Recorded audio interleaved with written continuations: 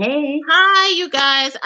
This is our favorite day of the week. At least it is for me, and that is our Wellness Wednesday. We bring you so many good people to come and talk to us about so many great things. Last week we had Dr. Hollis.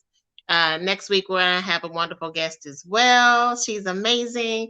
This week we got somebody special too, all the way from the East Coast. But Yay. I want to start off this conversation, of course, like we always do, saying hi to Crystal. Hi, Hey. We don't even get to see each other every day, you guys. We don't get to see each other at all, actually. Yeah. Seems like, especially in the wintertime. Uh, hmm especially with the sicknesses and everything that's going on. Yeah. Everybody's sequestered. Some people are still sequestered in their homes. I know that I am. And so we don't get to just, see each other all the time. And that's sad to me sometimes. So, No. but anyway, how you been? Been doing well. Busy, staying productive. Yeah, you sound good. You sound good. All right. So, everybody knows how we start the program. We start the program with Crystal's amazing testimony. She's going to tell us her journey, a little bit about her journey, and why we do Wellness Wednesday. There is a specific reason why we do Wellness Wednesday, and she's going to explain to you guys why we do that. So, Crystal, go ahead and tell us about your amazing testimony. All right. Well, I'm a natural health and herb specialist and a holistic health coach. And the reason I do this is because years ago I was diagnosed with ulcerative colitis, an inflammatory bowel disease that got me, on my deathbed basically. I had flare-ups when I was 18. I had a flare-up when I was 24. And I think 24 was the worst one. And I was hospitalized for several days, probably about 8 days.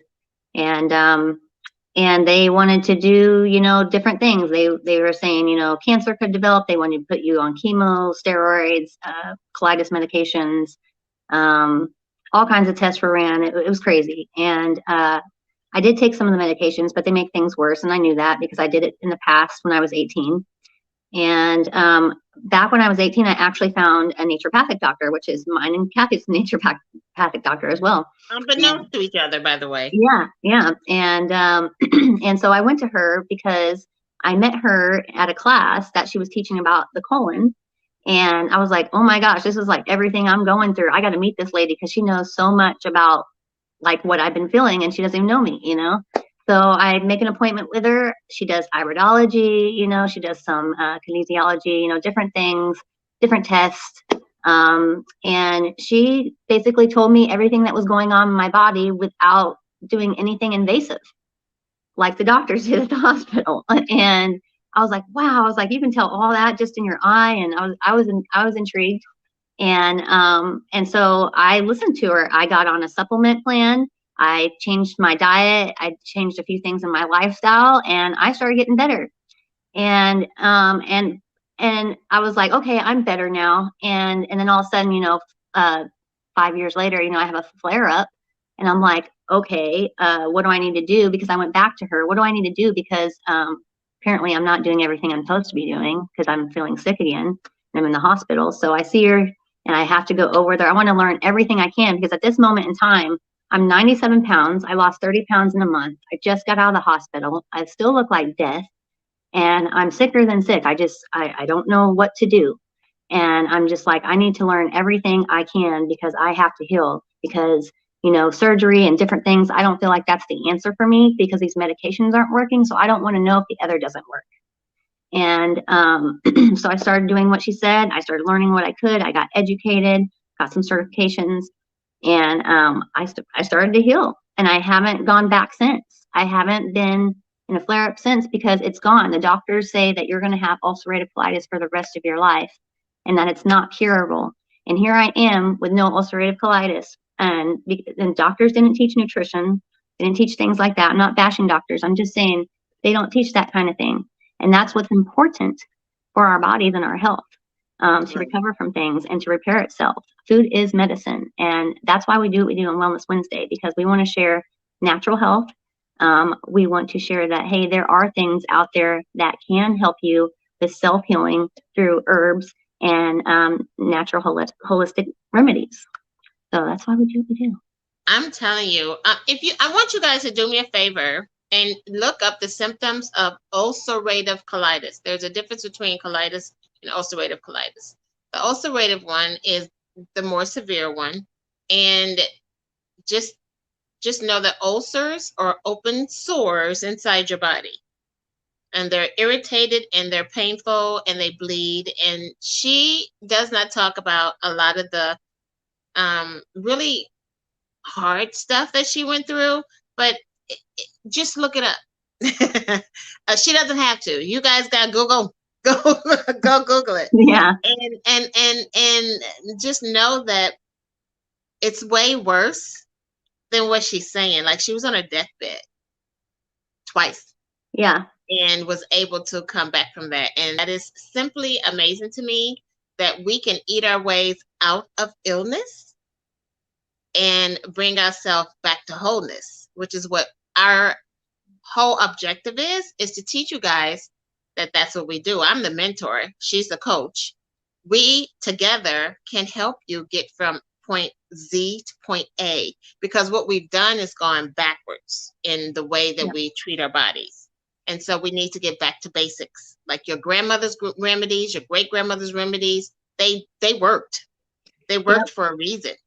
And so we need to get back to the basics, and that's what we're here to help you guys do, is get into all that, get back into it, and get your body to a holistic state and a balanced state. Because most of the time when we're ill, you guys, we're out of balance somewhere. Something is too much or too little, and your skin shows it. It shows it. And I was feeling my skin the other day, you guys, because I used to have these fine bumps. Never knew what that was. I never knew what that was. Well, Crystal, what are fine bumps on the back of the arms? What is that? Well, they call it sometimes chicken scratch as well, but it's usually lack of vitamin A and D, and also allergies like gluten and possibly dairy or any other type of food allergy. Yeah. So those are gone. I never thought I'd ever say that, but they're gone. And so I've eaten my way back into a way that I don't have that showing up on my skin anymore. So anyway, I just want you guys to know that her testimony is way more severe than she says. Go look up what she went through, and trust me, if you're reading it, she more than likely went through it. And know that it's an amazing testimony that she's able to help us, me included, you guys. I'm her, not only am I her student, her apprentice, but I'm also her subject. I'm her student. And I love being a Crystal student, because we're able to talk about things, we're able to bounce things off of each other. Not only are we business partners, but she's also my coach. And I mentor her in other ways. Yep, she is always there. She is a really good friend, you guys. Kathey is a really good friend. Yeah, I feel the same about Crystal. But let me tell you about today's guest. We have a lady on the today. She's amazing. I met her in Baltimore. Her name is Ninah. I like the way she spells it. And she's about to open up a store online, and I'm going to have her let us know what she does. So can we please say hi to Miss Ninah? Hi, Ninah. Hey, Ninah. How are you? Hey, everybody. Hey, ladies. Yeah. Okay. So first of all, I just want to know, just like I said to Crystal, what is your personal testimony? Why did you go this route? And what makes you want to help people? Not only in your professional life, but in your where you're about to go. Oh, okay. Let's see. Personal journey testimony. Well, let's go with your testimony first. Testimony. Okay. Yeah. So my testimony isn't nowhere near as great as yours, Crystal. Oh, yes, it is. No one, don't compare. Don't compare. So I essentially was raised into my faith. So I am Roman Catholic, but I am also a observer and practitioner of Haitian Voodoo. I'm of Haitian descent. So I'm what you would call a legacy. So someone who was raised generation after generation after generation of traditional African-based spiritual systems, holistic practices. So it's always been second nature to me. It's always been around me, probably since before I was born, right? So as I've grown into adulthood and my womanhood, especially over the last few years with holistic healing becoming very trendy, which isn't necessarily a bad thing. Okay. I've noticed that there isn't enough of a positive light that shined on Haitian Voodoo, which comes from a lot of different places, right? Like racism, white supremacy, oppression, marginalization, all those things. So I wanted to somehow create a platform and a space that would educate everyone on Haitian Voodoo and its positivity, and its ability to heal, and create community. And I also wanted to provide spiritual supplies that were affordable, because that's another thing too, is the cost that's associated with wanting to go into holistic lifestyles or holistic healing. It's very costly, and unfortunately, because this market has been so oversaturated and very trendy, that reflects in price, right? So I wanted to create a platform where these supplies are easily accessible, and won't break your pockets. So that's the story behind, I guess, my testimony in terms of how I've been drawn to this field, I guess, if you will. Well, and obviously you've seen things work. Yes. Yes, I have. And so, yes. I mean, like the traditional things may not have worked, but you've obviously have experienced. Yes, I've seen it. I've lived it. Experienced it with myself. Experienced it with relatives, community members. Yeah. So, did your grandma have remedies, like I said? Oh yeah. My grandmother was really, really big. My mother, not so much. My mother, she came here from Port-au-Prince in Haiti when she was 16. So she came here a bit younger. So in a lot of ways, by the time she had me in her late 30s, she was a bit more Americanized and leaned a bit more on medicine at times, traditional medicine at times. Right. Whereas my grandmother was extremely traditional. So although, yes, there's an understanding that certain things, of course, we want to go to a medical doctor for, but a lot of things we can do ourselves, right? Right. Just in the way we eat, certain herbs, plant medicine. My grandmother was really big on plant medicine. That woman just could whip up something, and within less than an hour, you're feeling a million times better, right? Really big on spirit and space, and having a positive and clean space, having a positive and clean mind, clean body. So that way of living has been, my way of living since I was born. I love that. That's awesome. I wish I would have started sooner, but I learned what I learned. You learn what you learn when it's time for you to learn. That's what I've learned. I think when I was a lot younger, I was a bit shy about being so forthcoming with what I practice and what I believe in because of the stigma attached to it. But funny enough, once I became a mother, I let go a lot of those stigmas. And right. So, well, this is who I am. There's nothing wrong with it. There's nothing wrong with being proud of, a part of who you are and where you come from. There's nothing wrong with it. And there's nothing wrong with saying, yes, although I practice this, I'm also a practitioner of this. And this is what my family and I do. And there's nothing wrong with that. That's right. I agree with that so much, 100%. Well, our children, I mean, we better do good by them. Right. Or they're going to write a book about us. And turn it into a Lifetime movie. Absolutely. So we better do right by them. And we owe it to them. We do. As we learn to pass it on to them when they're, their age. Now, my children are so grown now that I can't even suggest anything because they're like, Mom, no, I got this, whatever, and I get it.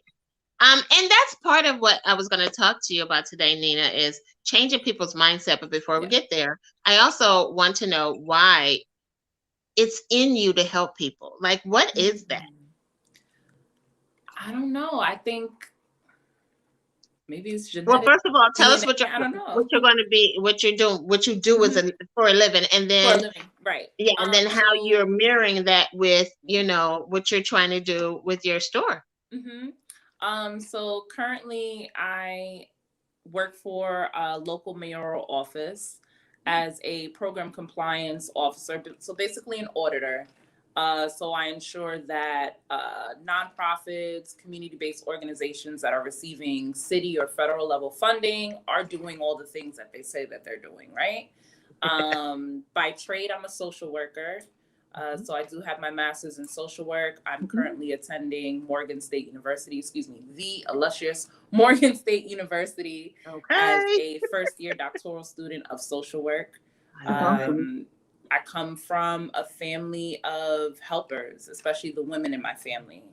My mother, by trade, is also a social worker and psychologist. My grandmother was known as someone in the community who, if she didn't have the answer, she would point you in the right direction. She would make those connections. She was extremely resourceful, both her and my grandfather. And that's, I don't know if that's just a generational thing that's in me, because that's just the way it's always been with most of the women in my family. So I naturally gravitate towards very service-based industries. I'm also a Virgo, so maybe that has something to do with it too. Yes. Yes. My sister's a Virgo, and I totally get that. We love to help people. Virgos love to help people, but we don't take our own advice sometimes. Well, it was actually demonstrated throughout your entire life with multiple layers and of generations as to how, and you saw the benefit of it, and probably also the downfall of helping people. And so trust me, you already know there's a backlash. Don't we know that, Crystal? Absolutely. Unfortunately. Unfortunately, you learn the hard way to have a certain level of discernment and the boundaries. Protect yourself, and boundaries, heavy on the boundaries when helping others, because it can be very easy to get so wrapped up in wanting to help someone or dedicate your life to a certain cause that you wind up pouring into everyone else but yourself. Yep, that's right. My rule of thumb is if I'm helping you more than you're helping yourself, I'm backing up. That I learned that when I took a couple of people in to live with me that were family members, and I was getting them up to go to work. I was getting them up to go to school. I was doing this, and then I'm thinking, as you got grown, if I'm still doing this, you're 18 years old. I got my life. You need to get yours. So that, I mean, that's the boundary that I had set for myself, not even realizing that that's what I was doing. Right. Observing. If I'm working more for your life than you're working for your life, then there's a problem. And I'm the problem. It ain't the person. Right. Because the person's only doing, just adapting to the environment that you created. Yeah. And it's so true about like healers, is that we put so much into everybody else because we want to help everybody else so much. And we're focused on helping everybody and making sure that they're good, that we're not making sure that we're doing all right. Right. Like, who heals the healer? Yeah. And a lot of times we'll, like, I've had it happen to me several times. I've learned from my mistakes. Thank God. But you know, it's just like in the past I would work, help. And then I'd feel really sick, and I'd have to take like a week or two off and just get myself right, you know. And now it's like I set a routine, and I have more discipline, and I make sure every day that I'm doing what I need to do so that I can keep going, you know. And what that does is forces people to respect your own boundaries. Like, I don't call you at a certain time. I try not to text you at a certain time because I respect your time. You know, seriously.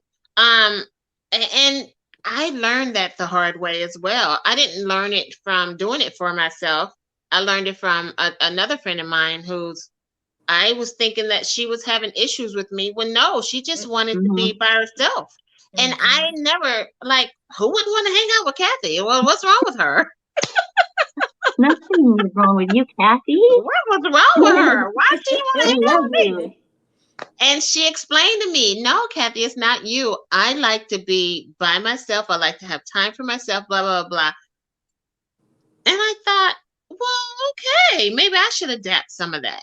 Mm-hmm. Mm-hmm. And I did. And I thought, because I never would take I know we're going off topic, you guys, but this is girl talk here. And somebody needs to hear this. As soon as Martin Luther King's birthday became Martin Luther King's birthday, no matter where I worked, I never worked on that day. Mm. That's good. Didn't care if that company did not observe it. Kathey observed it. Mm-hmm. And my birthday, my daughter taught me, Mom, take your birthday. She used to take her birthday off. And I'm like, what? Okay. Yep. I started doing that. Yep. I did that for years. And I actually still do. I don't work on my birthday.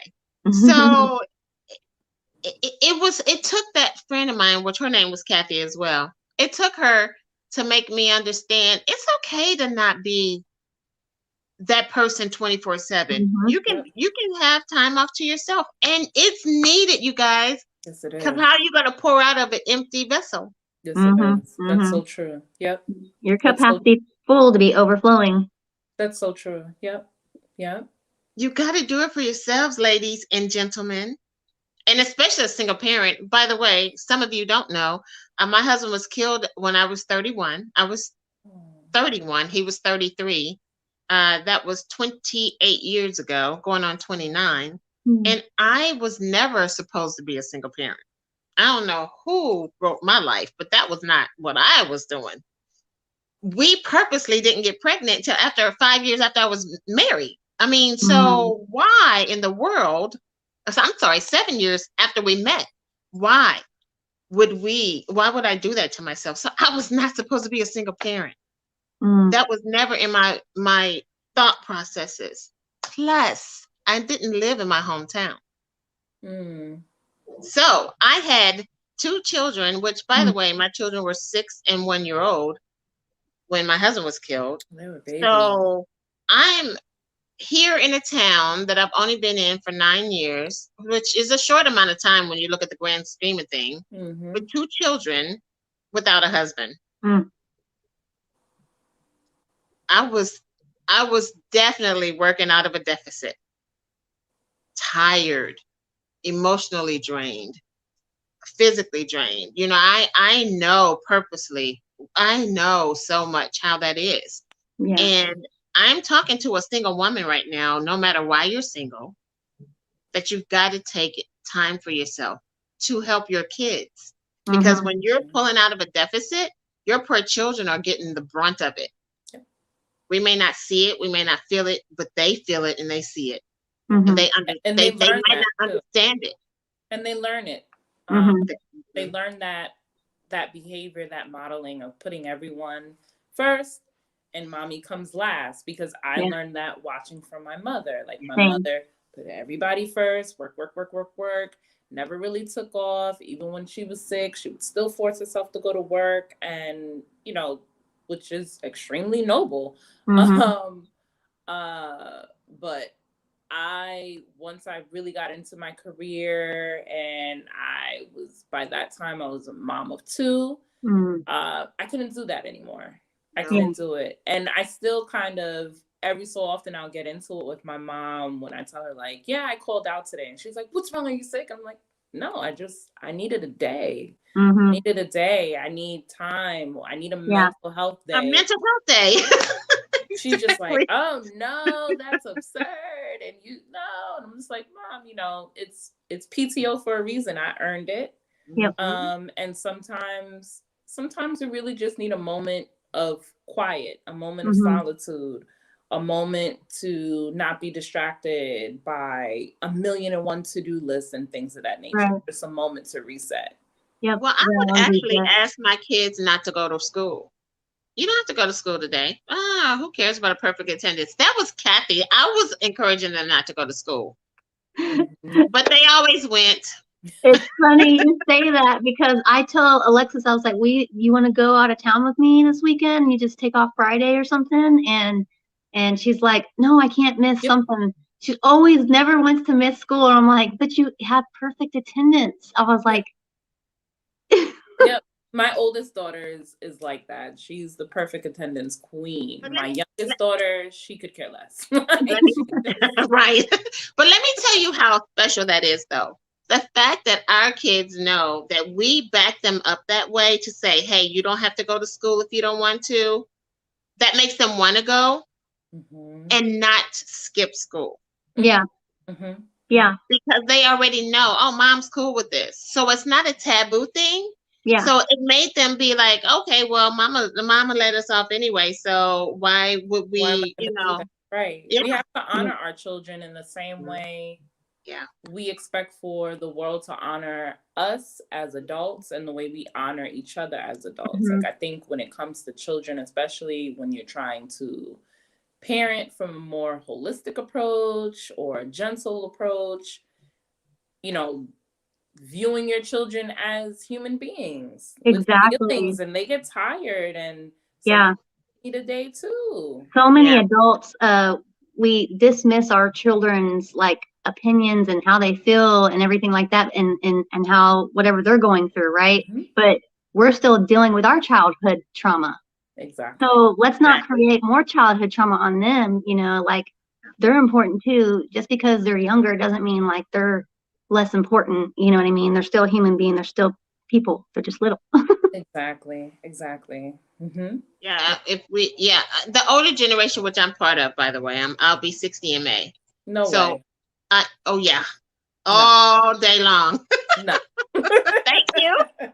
I'll be 60 in May. So I'm that generation of, you'll be okay. Yep. Just, you'll be fine. And I've been learning since my children because my daughter's going to be 35 on her birthday at the end of this month. And my son's going to be 30 on his birthday the following week. I had them 5 years and 1 week apart on the exact same day. Oh, crazy. Wow. That's crazy. They were very planned. Can you tell? Yeah. We planned our kids to the T, and my husband actually delivered both of them. So yeah, that was pretty cool. So I am learning from them that they've gotten older, how, like they teach me stuff right now that I should have known back then that I didn't know. But part of that was, like you just said, my own trauma, my own upbringing. But the fact that I didn't have my husband around was like, oh, okay, I'm checked out. Yeah. I'm checked out. And I was. But I was also there at the same time. So, yeah. But I think learning from our kids are really amazing. And, yeah, I like having deep conversations with them and knowing. Yeah. They're pretty cool kids. They really are. When we're raising our kids, we're still growing up too. And I just think they don't really realize that, we're also learning, you know what I mean? Yeah. We don't know all the answers to everything, Yep. Well, I had a very dismissive parent, and then I had a very involved parent. And I ended up being both of those parents in one. Crazy. Well, you gotta have balance. Huh? You gotta have balance. Yeah, well, I didn't have balance. My balance was killed. And that's exactly 100% my point. My balance was totally killed. And he was absolutely my balance. I'm telling you, from personality to temperament, Michael was my exact counterpart. And it was so amazing how we were. Wow. And when he was gone, I was still on that pendulum going that way. So, but my kids are they're not killing people. They're pretty good, well-rounded. In fact, I already told you, Ninah, my daughter had her master's. She just got her master's in social work. So, And Elliot's a very hard worker. So yeah, I'm just saying. But I do want to ask you about the Britannica, the Britannica store. Tell me why Britannica, and for you guys that don't know, explain to them what the Britannica store is going to be like. So the Britannica store will be online, fully online, at least for now. My hope is to eventually open a traditional spiritual shop / community wellness center / bookstore, a couple of things, awesome. Ideas. But for now it's online. Well, will be online. And I'm hoping to at least include a page, informational page on, if you're feeling like you're procrastinating or you're low on energy or you're tired, check out these crystals. Check out these. Looking at my window, that's all me. Wow. Because folks are tired. Or if you're looking for womb wellness, look at these crystals, look at these herbs, or connect with this herbalist or this spiritualist. So I also want to utilize the online shop as a way to also connect folks to other individuals who are experts in their own realm, whether it's mental health and therapy, well-being, or womb wellness, or herbalism, or acupuncture, or anything under the sun that's in regards to holistic healing. I want to be able to utilize the online store as a way to essentially help folks navigate, because I found that when you first start out on your healing journey, it's so much information and can be very, very overwhelming, especially if you were not raised in that environment, or if you do not have a mentor, or you don't have community or friend support that are open and receptive to that, because that's another thing too, right? Like folks may say like, oh, what are all those rocks on your desk? What is that? Why are you burning? Oh, that stinks. Certain folks may not understand what you're doing, so it can sometimes be very discouraging to folks who are first starting out. So my hope, affirm it, knock on wood, I'm going to affirm it. My hope is that the store will be a platform that's very warm and welcoming and affirming to everyone, wherever they are in their healing journey, but especially for those who are first starting out. Yep. That's awesome. I love that. I'm going to come to your store online. Well, and we will definitely be that source of support for you. 100%. So just know that if you need us for any resources, especially on the Britannica part, and you guys, Britannica means plants. So the plant, the herb part, and I think I asked you about flower essence. Had you ever heard of that? And I thought you said no. Yeah. Okay. So we can definitely. Oh, Crystal. Oh, you have to tell me something. Well, flower essence work on basically the emotions because of the frequency that's in the flowers. They raise your frequency really high, and they can do different things. Like we have open heart, we have distress remedy, we have things that deal with fear, basically, or overcoming your fear, or anxiety, or just different things, traumas. Sometimes when people take the distress remedy, and we also have one that has release it. They release a lot of things and emotions, and they start crying. They're like, why am I crying so much? And it's because they've never released all that emotion, but they feel so much better afterwards because that trauma has been like built inside. So flower essences just do a lot with emotional work, basically. And you can take it orally. You can put it in like roll-ons, spritzers, whatever you want. You can spray it on your pillowcase, you can spray it on your body, anywhere, whatever. It's basically flowers, and it's dispensed in vegetable glycerin, I believe. So yeah. I love that. Yeah. Oh, honey. So yeah, I thought that you didn't know about that. So that's a lot of, like, I didn't know about it either until we had a young lady on. Her name is June Baker, and she's going to be on soon, by the way. I think sometime in March. And the flower essence that's her passion. And she's very good at what she does. Yes. And so, yeah. I Trust love me. She also that. does iridology. So does Crystal, and I'm going to learn it. And I don't know if you Mhm. know what that is, but it's the No, study what of is the that? eye. Okay. Iridology is an amazing tool to have, which is why I'm so excited that I'm going to finally learn how to do it. Because I keep looking at my eye like, what you trying to tell me?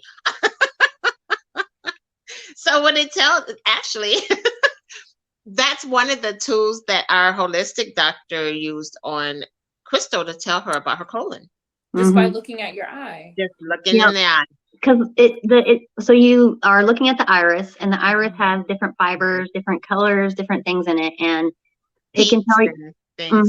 Yep, and it can tell you by those colors and those like lines and things like that. It can tell you different parts of like various organs that need attending to. Like if there's something going on with it, it can also you can kind of tell people's personalities too in a way. Like if you're really good, by looking at the Oh, iris, cool. because Yeah. yeah, Actually, our you can. holistic doctor, she's the one that told me that I have a high resolve, like that I come from good genetics on You do on the have some. grandmother's side. Mm-hmm. And I knew that. My grandmother died at 98, my other grandmother died at 95.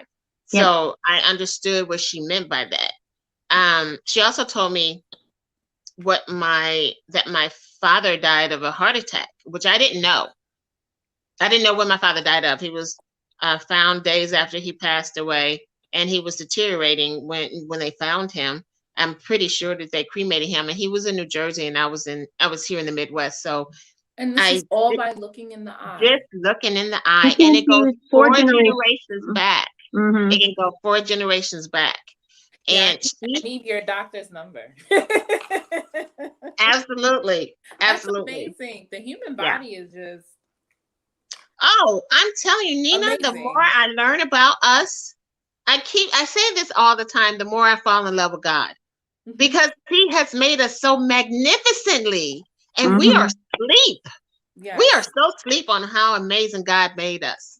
that's The so fact that true. Crystal can heal her own body after the doctor said, girl, you're gone for it. You're going to have cancer in 10 years. And no, Yep, Mm-mm. yep. no, that is I It's don't the not the accept way. truth. that. We're going to go out that way. Mm-mm. It's the truth. I remember when I was in college, in my, I want to say early 20s, I was diagnosed with a reproductive medical condition. Mm-hmm. And as a result, at that time, not knowing any better and wanting to just do whatever, Yeah. take care of it. I'm sick of coming back. So I wound up getting cryotherapy, cervical cryotherapy, where they So, I've essentially, had that as well. freeze your cervix and get I've rid of had all that. the bad cells. And the hope is that, you'll grow new non-cancerous or And the living old ones cells, will right? slough off. Right. Yeah. So I said, you know what? Screw it. I don't care. Do it. I'm sick of not feeling well. Yeah. And I remember the doctor saying, because you're so young and you haven't had children, this is going to significantly impact your ability to have children. You may not be able to have children at all. You may be able to conceive, but you may not be able to carry the term. Right. What? So I'm like 21, 22 hearing all this. And at that time, of course, I envision myself as a mother later down the road, but at that time I'm like, I don't care. Fix it. I don't care, right? Right. And once I graduated undergrad, once I graduated and left Temple, I remember having a conversation with my mother, and she was very concerned that I wouldn't be able to have children. And at that point, I was ready, did my schooling, I had my degree, I waited, all right, I'm ready. And I was having a lot of fertility issues trying to conceive.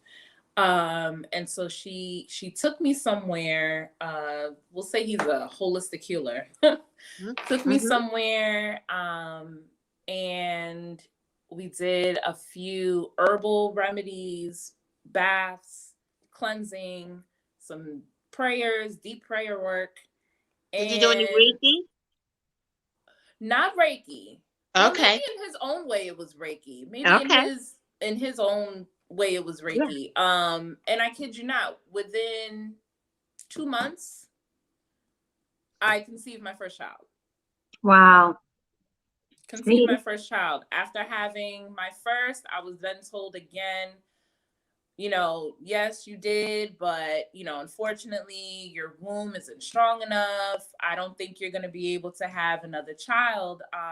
And so for many years, I was considered medically infertile. I wasn't producing eggs. My body just wasn't with it. And right when I was at the point of just giving up, just saying, you know what, I have one child. That's fine. I have one child. It's all right.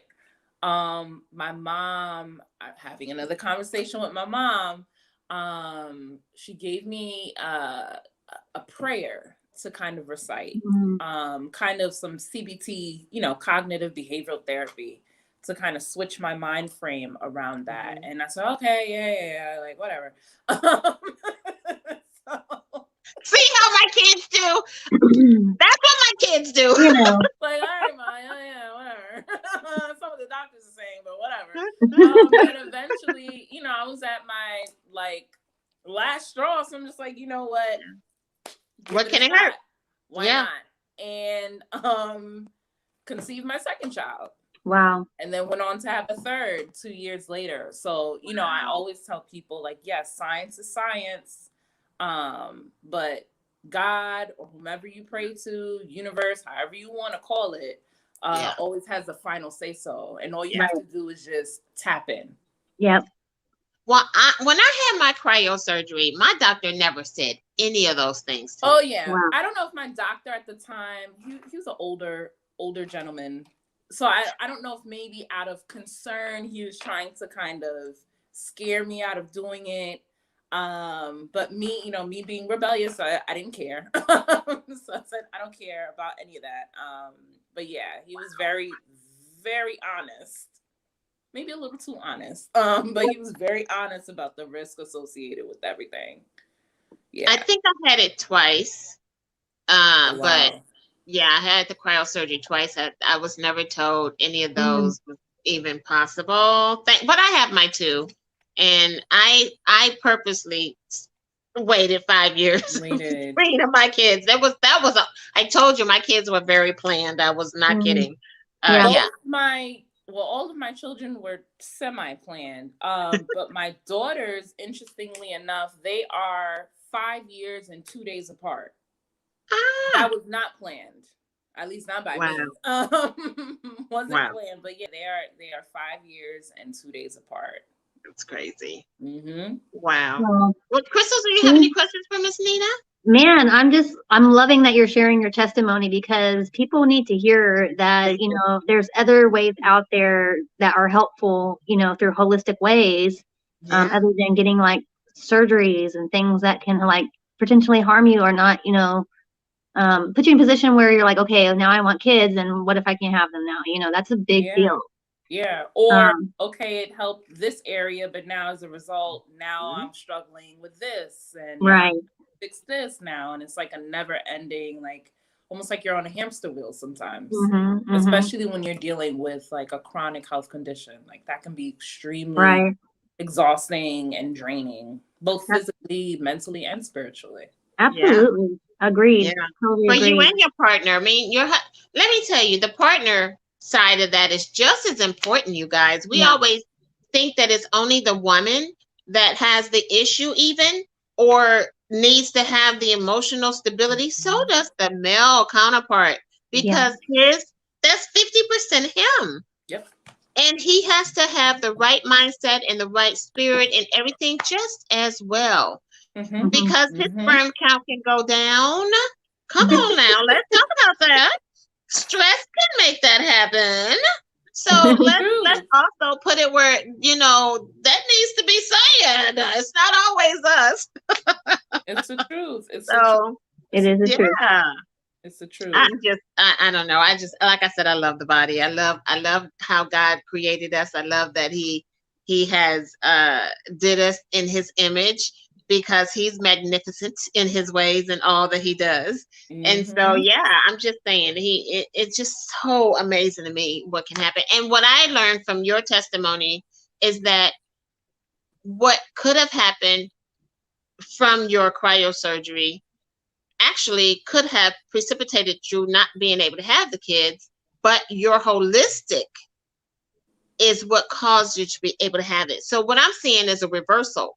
What I'm hearing is a reversal or a healing from the cryosurgery even. I'm just saying, so not only is it for us learning how to get back into wholeness, but the fact that we can correct what was not meant to, what happened during our medical procedures. We can correct some of that. That's encouraging, you guys. I don't know if you understand that, know that, or realize, but that's very encouraging. And we want you to know that you can definitely help your own bodies by doing what we do on a regular basis, and allow us to help you, allow us to be those people for you. And we're just going to have to have you back on, Miss Ninah, because I had other questions for you we didn't get to. Yes. Yes, anytime. But I just want you guys to know we love Wellness Wednesday for this very reason. I love that you guys don't mind that we have just girl talk on here, and that we might go off topic sometimes, but it's very important because it's something you must need to hear. And you know what I'm saying? So we just want to reiterate that health is wealth, you guys. And if you are green inside, you are clean inside. We're going to get back with you when it comes to her store getting up and about, especially when it comes on when she's able to launch. We're going to have her back on definitely for that. But I think I want to ask her other questions as well. So thank you guys for joining us today. You are wonderful. Thank you, Miss Ninah. And of course, thank you, Ninah. You're amazing. Thank you both. Thank you, Thank Kathey. you. Thank you, Crystal. Thank you for having me. Yeah. Absolutely. And thank you, everybody, for watching. We appreciate you. Have a good one. Happy Wellness Wednesday. Bye, you guys. Bye.